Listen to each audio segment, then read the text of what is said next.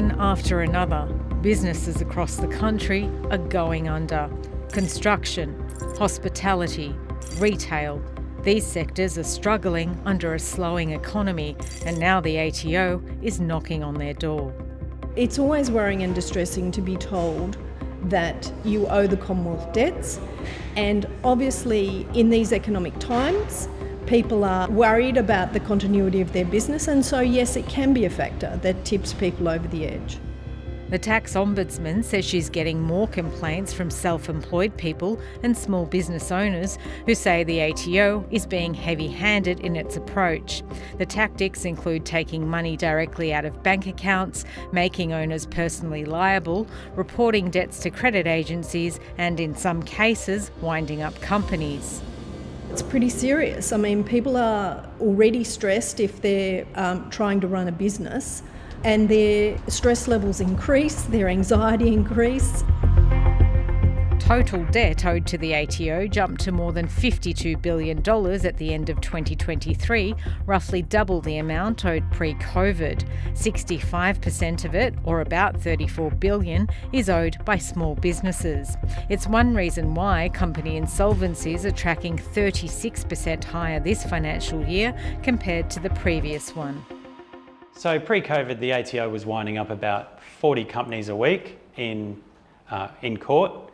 And what we've seen is a return to similar numbers where in February, the ATO filed approximately 130 winding up applications, which is really saying these companies shouldn't be around anymore and should be closed down. Check. Yeah. Jarvis Archer is helping more businesses restructure, but he predicts insolvencies will soon surpass levels seen just after the global financial crisis. The ATO has really come out with a vengeance in respect of its collection activities this year. They're really using all of their recovery measures. Their message is very, very clear.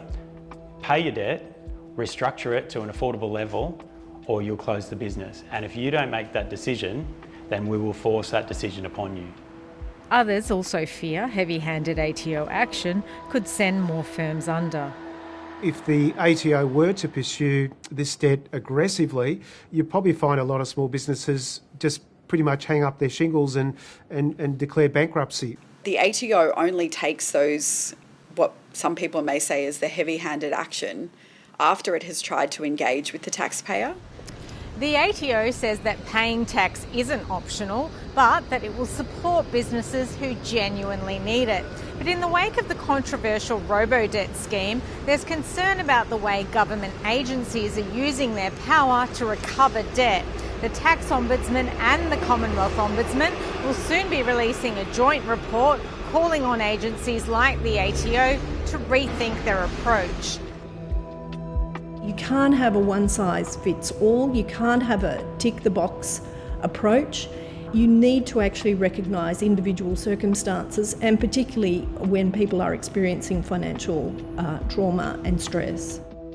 Stress that's likely to increase for Australians in tough economic times.